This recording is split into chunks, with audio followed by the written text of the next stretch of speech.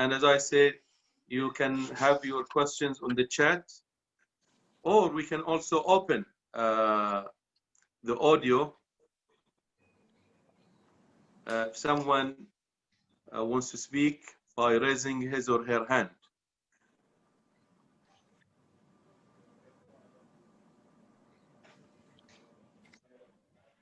Let's see if there are questions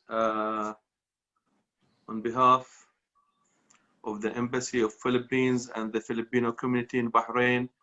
We thank His Excellency Honorable Joy Conception for his meaningful and substantive message.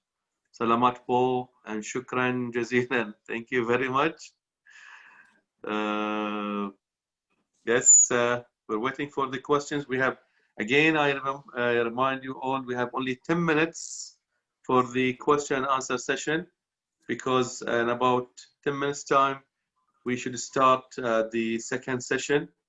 We have 3 more speakers, distinguished speakers, waiting. And as I said, either you raise your hand to speak or write your question on the. Doctor, can I just, do you hear me, Doctor? Abdul Hassan? You hear me? Dr. Abdul Hassan? You don't hear me? Okay. Hello? نعم أبو مشعل. You hear me? Yes, I can hear you. No, I just wanted to have some comments to make and appreciate Mr. Conception's presentation. It's quite enlightening, and we are quite aware of the challenges that you are confronting in the Philippines, and in terms of observing the skills and abilities of your people. And it's an opportunity to express our thanks and appreciation for the people of the Philippines in our region. And we speak on Bahrain and their contribution to the growth and development of our economy. We really appreciate what they do. And probably the UNISMO, maybe in the future, we should organize a kind of workshop where we meet together to exchange ideas and programs that each of us implementing in its region. In the GCC, we have a quite a rich and diversified experience. Ms. Iman spoke about it from the government point of view, and Dr. Abdullah also spoke from the businessman point of view. And we should get together to exchange and benefit from the experience of each other, and that's one of the role of UNISMO. That's why UNISMO is formed, and we would like to rely on your support, continuous support to our mission. Thank you. I think that would be good. I think what we can do is that at the ASEAN level, we can even engage with UNISMO to at least you'll be able to not only engage with the Philippines, but the 9 other countries. That's great. Mm-hmm. Yeah, I think that's a great idea, and a lot can be done in this field. I mean, the sky is the limit, and that's what the UNISMO is created for, as explained by His Excellency Mr. Chairman Al-Shu'ala, that we are to exchange such experience and best practices worldwide. And as you have great experience in this field, we'll definitely arrange for a workshop in the future to deal with such matter. Thank you very much. Yes. I think that's a great idea, Your Excellency. Thank you. Yes, other questions, comments? We still have 5 minutes to go. Let me see in the chat.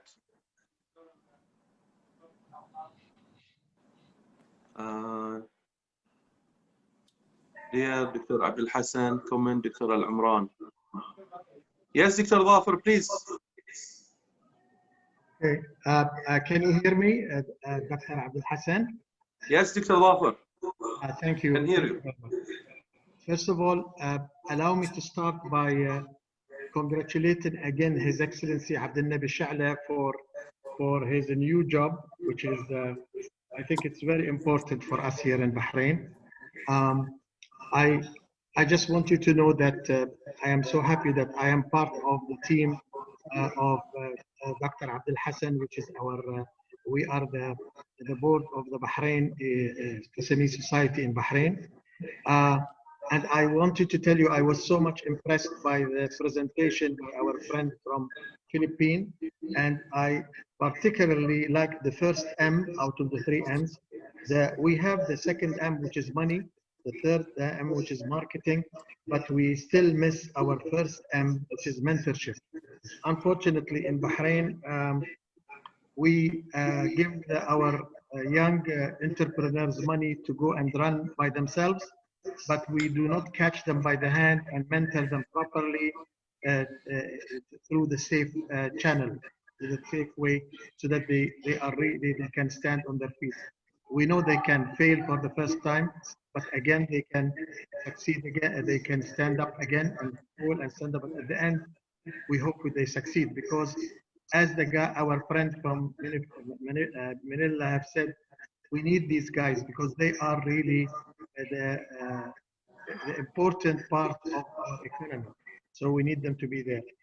One comment I really have at the moment, and I always mention this when we have a get together like this, that unfortunately at the moment we are all here in Bahrain competing for helping our young entrepreneurs rather than complementing each other. I know that, I hope that our friend, our new leader, Abdel Nabi, will take this into notes, because the Chamber of Commerce, thanks to them, they work on one side. The other societies, the SME societies, each one of them work by themselves. Tamkeen gives them the money and tells them, go and take care of yourself. Everybody try to help them, and unfortunately, there's no cooperation, proper cooperation, that we work together as under one umbrella, as one unit. Because if we don't do that, those young people get lost. And I'm also surprised how my dear friend, Mrs. Dosari, has left us, which is really the Ministry of Industry, and have a big role in this. And we needed her to be around with us. I don't know, she left us, you know. These important get together, we need them to be there. The minister couldn't make it, I understand. But Your Excellency, Ambassador Al Imran, we also have Ms. Sheikh Al Fadil on board with us. Sheikh Al Fadil is there, yeah. Yeah, but I am talking about something important like this get together. The big guys need to be around. I know, I understand that somebody's there representing them, but I mean, Ms. Dosari is my good friend, and I know her very well, and I know how efficient she is. So it was important for her to stick around with us for a while until we're done. Anyway. Also, Your Excellency, also Ms. Sheikh Al Fadil is our great friend as well. She's on board. She can hear us and she can talk. I don't know Sheikh Al Fadil, honestly. I only know Dosari. No, anyway, we know her very well. She is quite capable and able to represent the government views. And unfortunately, the Undersecretary has other commitment, and she has deputed on her behalf a very, very capable and able senior executives of the government. Your Excellency, Abdel Nabi, even when we go attend the meetings at the Chamber of Commerce, always they start the meeting and they take off and leave us, and we end up with people who are behind them to control the session. I think we need to take this issue really serious, and we really need to have everybody stand on their feet and take this as their own baby. If we don't do this, we'll end up, we just pass the buck to some other people to handle it, and that guy's passed to the other guy, and we end up having no work done. Anyway, I thought I should say that because I care about my kids, which we and Dr. Abdul Hassan meet them all the time, and they come crying. They are not sure where to go. Wherever they go, they don't have proper advice. I think really now we have a leader like my friend, His Excellency Abdel Nabi Sha'ala.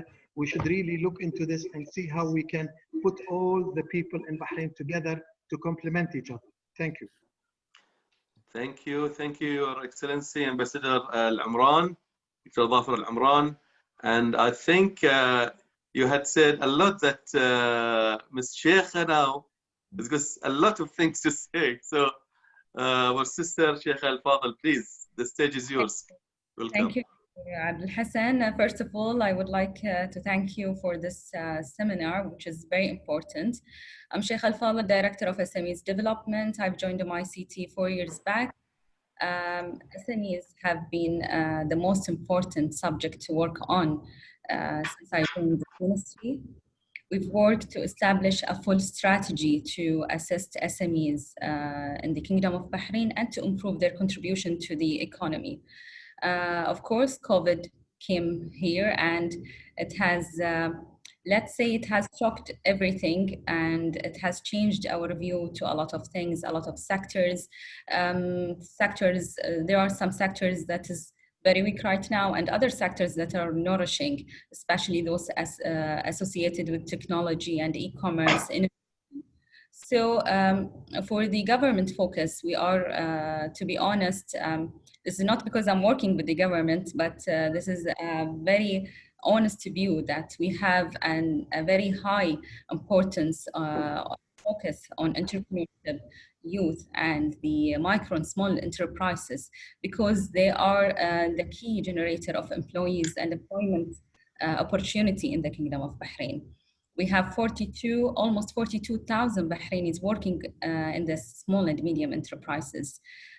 We've managed to achieve many initiatives to promote this sector, and specifically in themes such as the access to finance, which is the most, let's say, the challenge that every micro and small or an entrepreneur faces, which is the access to finance and capital in the market. And we've managed to accomplish several initiatives, whether for traditional finance or non-traditional, such as policies that will assist the micro and small enterprises and the entrepreneurs, startups, innovators to have the facilitated access to finance.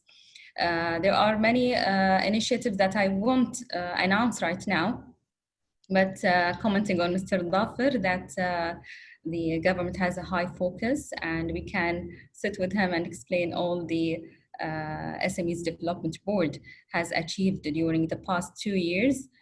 We've almost achieved 60% of our initiatives, and many is in the pipeline that will assist the SMEs and the entrepreneurs within the Kingdom of Bahrain. Thank you. Thank you, Ms. Sheikh. And I think that is a great, and having the SME Council or SME Board, the National SME Board, by itself is a great, I think, result or achievement in Bahrain. And probably we can have like a joint seminar in the days to come or weeks to come to shed the light on the achievements that have been done by the board, Ms. Sheikha, and also the future steps to be taken. So I think that will really help the entrepreneurs and the SMEs owners to know more and more about the board and its future activities. Thank you very much. I think we have crossed the limit, but we have Dr. Muhammad Nasser. I think if he's still there, we'll allow the last question before we go to our second session. Dr. Faisal Muhammad, please, yes. Welcome. Thank you very much, and I must really congratulate you for this forum. And I will be very brief. Do you hear me? Yes, yes, we can. I will be very brief, and I will go back to your guest from Philippines, who pointed to the issue of the microfinance. I do recall Dr. Abdul Hassan, that in the late 90s, we developed with UNDP an excellent Yes, Your Excellency, program. Ambassador Dr. Faisal Abdelkader. Yes, please. Yes, we developed an excellent, yeah. I want to say that thank you very much, and just I will be very brief and very quick. And my point is related to the ideas and the presentation which our colleague, our friend from... You allow me, Your Excellency, Dr. Faisal, just to let the participants know who you are. Dr. Faisal Abdelkader Muhammad was the regional United Nations Resident Coordinator of the United Nations in Bahrain. Yeah. And I used to be also the UNFPA Regional Director for the Arab States. But let me go very quick because time. Yes, just I want to go back to the presentation which is made, which the rich really presentation which our friend from Philippines has made. And specifically, I want to go to the question of the microfinance. In the late 90s and the early 2000s, UNDP structured a very successful microfinance program, and I think His Excellency Abdel Nabi Shula would recall those days when we launched that program, and we sent a lot of people for training in Egypt to benefit from the microfinance experiences.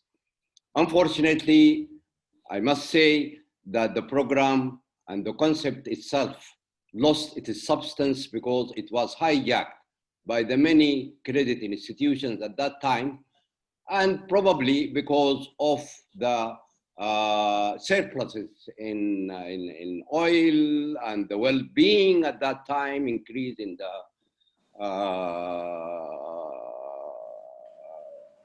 income of the people and so on, you know. So it was really not really, first it lost its substance because it became a sort of a credit program rather than a microfinance, and it lost the substance of it. Now with the COVID-19, this is an opportunity actually for Bahrain to really revitalize that program, and for the SM, you know, the small and medium enterprises could be the monitors, as our friend from Philippines has mentioned, for this program. The wealth of heritage, and hereby meaning heritage in microfinance culture, in microfinance experiences in the late 90s in Bahrain. Actually, I do recall, and I was in charge of that UNDP program. I do recall many countries around has benefited from the capacity building in terms of the people whom we trained in Egypt. Some of them, when I came back to Bahrain, I found them really already working in some of these banks and institutions. Why don't we recall that memory? Why don't we restructure that? COVID-19 is really a very big challenge and cannot be defeated without the solidarity, without really going to the basics. And solidarity is very important, and the microfinance is, its substance is solidarity. And I stop here, and I hope that some responses from the audience will make on my comments. Thank you. Allow me, Dr. Abdul Hassan, just to thank Dr. Faisal, and we are delighted to hear his voice and his presence with us, although nowadays we don't know where is he hiding. We can't see him in Bahrain as often, and benefit from his very valuable views and suggestions. I think, Dr. Hassan, the idea of reviving and revisiting the microfinance and the capacity building programs, which was introduced to Bahrain by Dr. Faisal at that time. It's a good idea to start at least the Bahrain society, to revive it and to revisit it. And I'm sure Dr. Faisal will always be available there to help whenever it is necessary. So thank you very much, Dr. Faisal, for refreshing our mind and our memory with the good days of those initiatives that can never be lost. It can always be revived. And we have with us now Sheikh Al-Fadil, and she's hearing that, and probably we can work with the government and bring back to the light the program again. Thank you, Dr. Faisal. Thank you. Thank you. Thank you very much, Your Excellencies. I think that is great, and the microfinance is substantial and very important for the SMEs and entrepreneurs. And I think we can have great input or output with such collective efforts, whether from the Ministry of Industry, whether from the Chamber of Commerce, whether from all the entities, Tamkeen, all the entities are major players. I'm talking about Bahrain, but then similarly, worldwide also, microfinance is very important. And I had the pleasure of attending some of the workshops to do with microfinance. And we also have with us the ILO representative today, Ms. Rania Bakhazi. Ms. Rania Bakhazi, who is the director of the ILO office for North Africa. And the ILO has a lot to do. Of course, after this, directly after this question and answer session, we have the speech from Ms. Rania. But just wanted to say that what His Excellency Dr. Faisal just mentioned for the microfinance is very important. And luckily in Bahrain, we have added 2 microfinance banks in addition to the Bahrain Development Bank. In the last 10 years, we have the creation or the establishment of 2 specialized in the microfinance, that is the Ibda Bank and the Family Bank. But is that enough? No. I think a lot needs to be done. And Your Excellency, Dr. Faisal Abdul Qadir, I'm sure that there's a lot that we can do together. And as His Excellency Mr. Abdul Nabi Al-Sha'la just mentioned, I think post this seminar, I think we'll have series of meetings just to go ahead and implement what is being discussed today and the recommendations of this seminar, this important seminar today. Thank you very much, and I'm sure there's a lot. Now we are just behind the time, and if you allow me to stop the question answer for now, as we have the other distinguished speakers lined up waiting for their time. We have Ms. Rania Bakhazi, who is the director of the International Labour Organization Office for North Africa. Ms. Rania, most welcome. And I have to say that Rania's activities and cooperation with Bahrain, I mean by her own, goes to years and years. And she, on her own capacity, as well as a representative of the ILO, has done a lot for the SMEs, whether in her office in Lebanon, Beirut, or her new post in Algeria and the North Africa region. So without any further ado, please welcome with me Ms. Rania Bakhazi. Rania, the stage is yours. Thank you very much, Abdel Hassan. Your Excellency, Dr. Sha'la, it's so nice to see you after so many years. Actually, I am very pleased to be invited. Thank you very much for the invite, Abdel Hassan. I go back 23 years with Bahrain. It was my first mission when I first joined the ILO. So it's a pleasure to see that we are still in contact and that I can still be of added value. So I hope this meeting finds you all well and healthy and protected in these challenging times. And I take the discussion a bit more on an employment level from the ILO perspective. So the importance of SMEs, yes, in all times, pre-COVID and post-COVID, of course. If I go back to the policy framework that the ILO developed during the times of COVID, there are 4 key pillars that the ILO focuses on. The first pillar is stimulating the economy and employment. And for that, the previous speakers spoke about active fiscal policies and a monetary policy as well, and leading to financial support of all the sectors, including the health sector, and at a later stage, probably tourism, to start up new enterprises. But the second pillar of the ILO, which is a very important one of that policy framework, is supporting enterprises, jobs, and incomes. And under that specific pillar is one, extending social protections to all. And what we have discovered is this big informality that exists among existing enterprises, as well as some formal enterprises with informal workers in them. How, and in these particular times, to extend that social protection to all and ensure that our entrepreneurs, as well as their workers, are safe, properly protected with a minimum of income to sustain. The second thing is that we need to help these enterprises implement employment retention measures. It is not only for us to keep enterprises working, because if we're going to turn enterprises into the gig cyber Uber kind of enterprise that employs people and does not care where and how and what measures and safety measures and protection exists for the employees, or start laying off people or halving their working time, this in itself is problematic.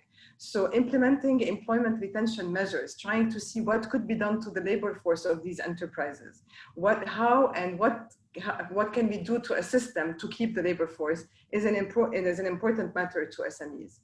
And finally, providing fiscal and tax and other relief programs for enterprises to keep on working. And this joins what other speakers said about the necessity of having access to finance and making sure that it is available.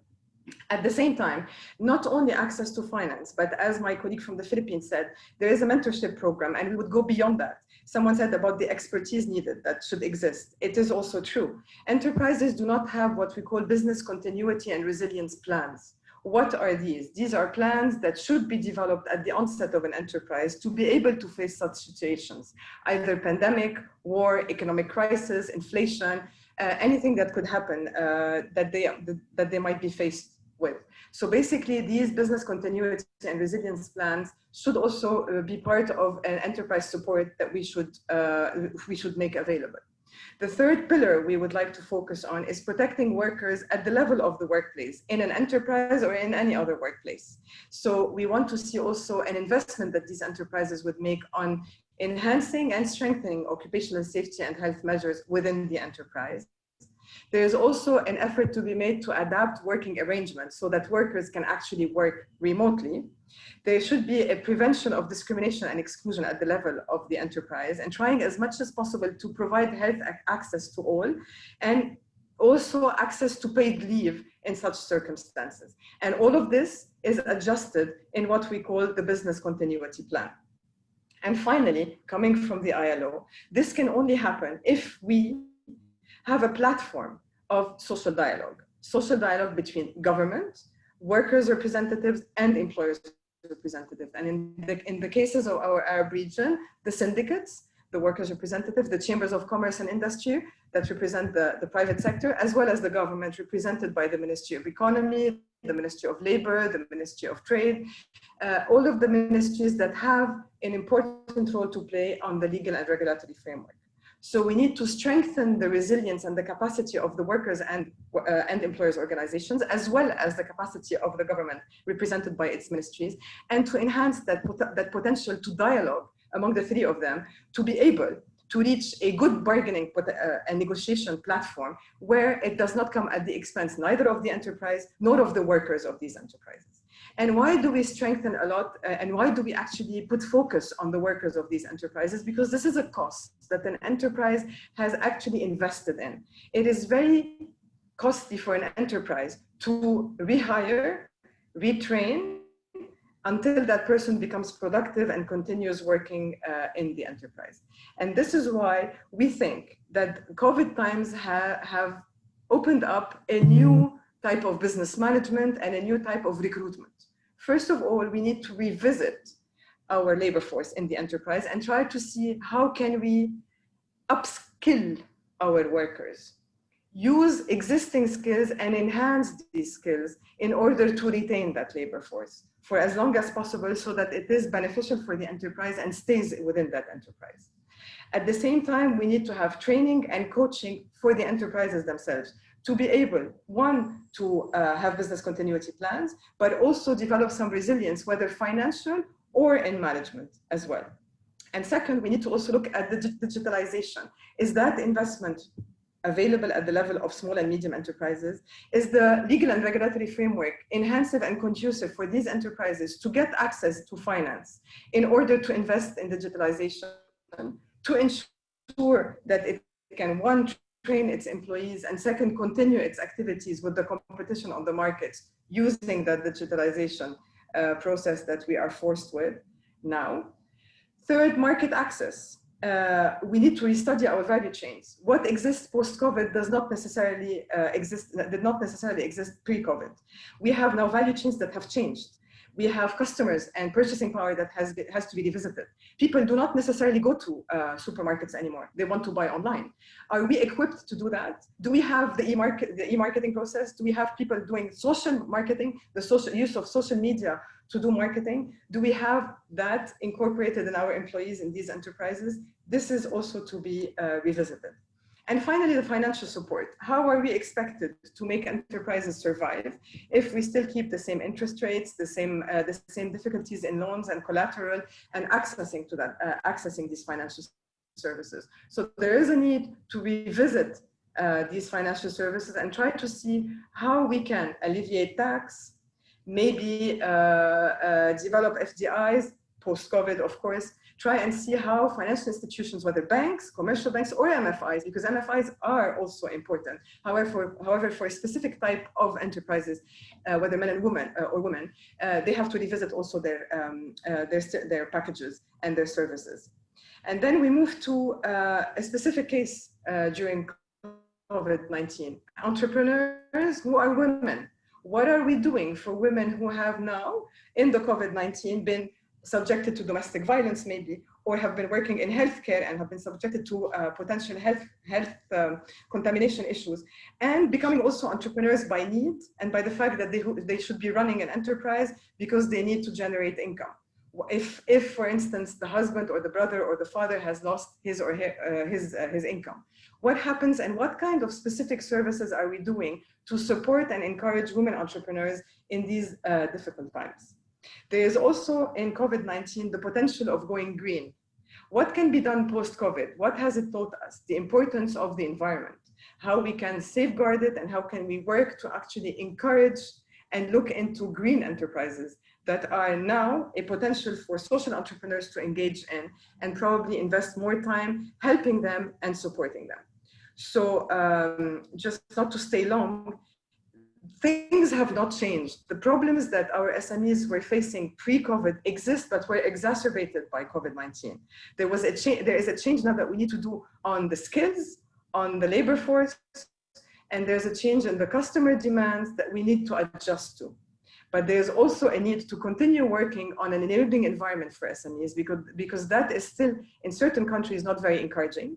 There is still a need to have support services that are affordable and that are need-based, that are provided to our SMEs, whether in terms of business coaching, business training, and support services in terms of financial access and making financial products available to these SMEs. But at the same time, look at social protection, look at informality, and make sure that we focus on women entrepreneurs and assist them in these very difficult times. And I will not take more of your time. These were the flagship points I wanted to share with you today. And again, very nice seeing all of you. Thank you. Thank you very much, Rania. It's always great to have you on board. I think there's a lot to take out of your speech. Thank you very much, whether it is to do with the business continuity plan or the social dialogue. I know from the ILO point of view, you need to look after all of these, the three parties, the government, the labor union, and the chamber of commerce or the business owners. You have tackled so many issues, and I'm sure that will make good ground for the discussion later on during the question and answer. But without any further ado, thank you very much, and we go to our